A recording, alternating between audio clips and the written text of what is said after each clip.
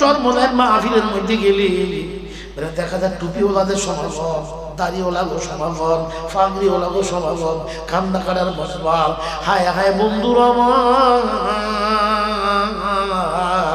আল্লাহর জন্য দেওয়ানা হয়ে একদম মানুষ পাগলের বেশি লাফায় দৌড়ায় আর তালাশ করে আমার মাওলাই কই। চরমনায় মাহফিল 18 তারিখে ফতুল্লার কাটতে যাইব সকাল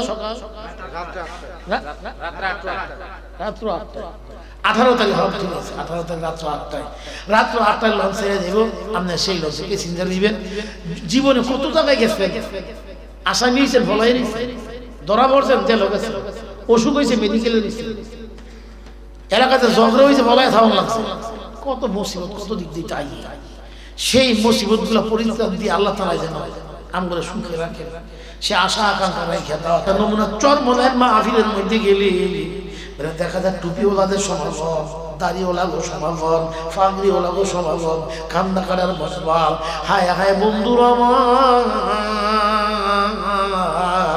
আল্লাহর জন্য দেওয়ানা হয়ে একদম মানুষ পাগলের বেশি লাফায় দৌড়ায় আর তালাশ করে আমার মাওলাই কই, আমার মাওলাই কই। আমি বিদায়ের আগে দিয়ে আপনাদের কাছে আবদার করবো, মেরে টঙ্গির ইজতেমা চলে গেছে, সামনে চরমনায় মাহফিল হয়েছে 17 তারিখ নারায়ণগঞ্জ থেকে লঞ্চ যাইব। ভাই সাহেব, জীবনে কত জায়গায় কত সময় ব্যয় করছি আমি, সানাউল্লাহ নদী কোনো অন্যায় করিনি। আমার গাড়ি চাকাটা শিয়ালের সামনে পড়লো, গাড়িটা থামাই, শিয়ালটা গিয়ে সাপের সামনে পড়লো, আমি গাড়ির চাকা সাপের উপর দেই না। আমার জানা মতে কোনো লোকের কত বাইতে আমি ওয়াজ করছি, মাইকের টাকা নিজে দিয়েছি, বেরিয়ে গরিব মানুষ।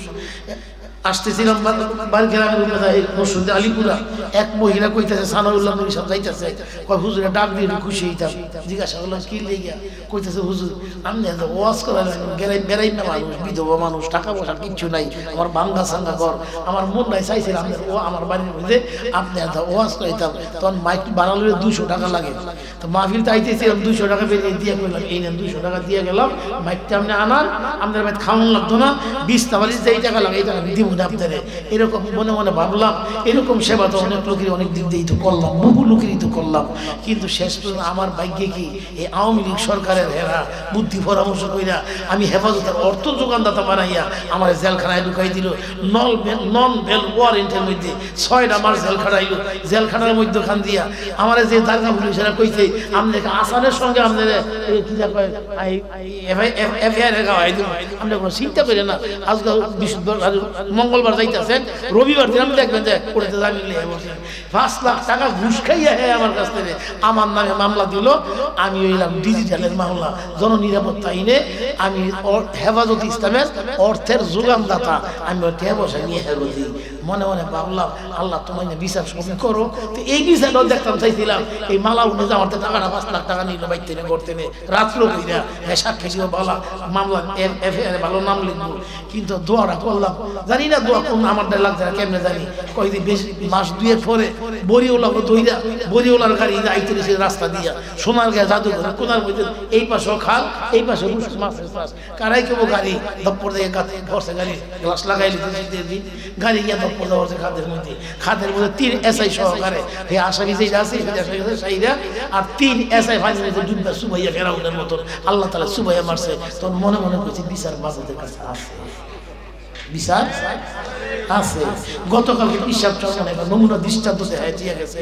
সেই দৃষ্টান্ত হইল যেই লোকটা ঘুষি দিয়া ওনার নির্বাচনের সময় ঘুষি ওনার নাক মুখ মাইরা দিয়া একটু মায়া লাগে না, তার মনের মধ্যে রক্ত রঞ্জিত করে ফেলাইল, সেই লোকটাকে গতকালকে ধরছে, পরশুদিন ধরছে, দইরা নিয়ে ধরছে বাড়ির মাসার থেকে দইরা নিয়ে এমন কিছু মারামারি চেষ্টা করছে। পিসাব চরমনায় বলছে মাইদেন না। এরপরে বিচারের করতে গিয়া উনি বলছেন এরপরে আমার কোনো রাগ নাই, আমি এর মাফ করে দিলাম। কি মানুষ, আল্লাহু আকবার, কি মানুষ, মায়া মমতায় ভরা, নবীজির প্রেমের আদর্শ ভরা, সেই মানুষদেরকে আলোচনা হবে। সেই চরমনায় মাহফিল 17 তারিখে রাত্রে যাইবেন,